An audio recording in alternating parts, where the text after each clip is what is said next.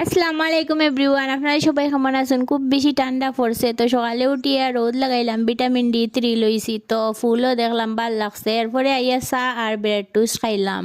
কয়দিন থেকে কয় শেলফর টাইম ক্লিন করতাম, আর ক্লিন করা হয় না। আজকে লাগি গেছি শেলফর টাইম ক্লিন করা। সার্ফর জল দিয়া সব টাইম মুছি লইলাম, মুছিয়া এরপরে জায়গায় জায়গায় রাখি দিলাম। তো এখানে বিভিন্ন ধরনের ডাব্বা দেখতে পাররা আপনারা, যেমন কফির ডাব্বার মাঝে ফাস্ট ফুড এরকম বিভিন্ন ধরনের ডাব্বা আছে। এরপরে ওখানে পানি লাউ দিয়া চিকেন বানাই দিলাম। এরপরে স্নান করিয়া রৌদে একটু বইলাম। এক তো বহুত বেশি ঠান্ডা লাগছে, আর কই চুলও শুকাই যাব, কত আর হেয়ার ড্রায়ার ইউজ করতাম। এরপরে আমার একটা পার্সেল আইলো। পার্সেলটা হইলো গিয়া মেশোর থেকে অর্ডার দিছিলাম, একটা ছুরির স্ট্যান্ড। তো আমার আগে একটা আসলো, এটার মধ্যে এখন জায়গা হয় না লাকড়ির, তো এর লাগি ওটা বড় ওটা অর্ডার দিছি।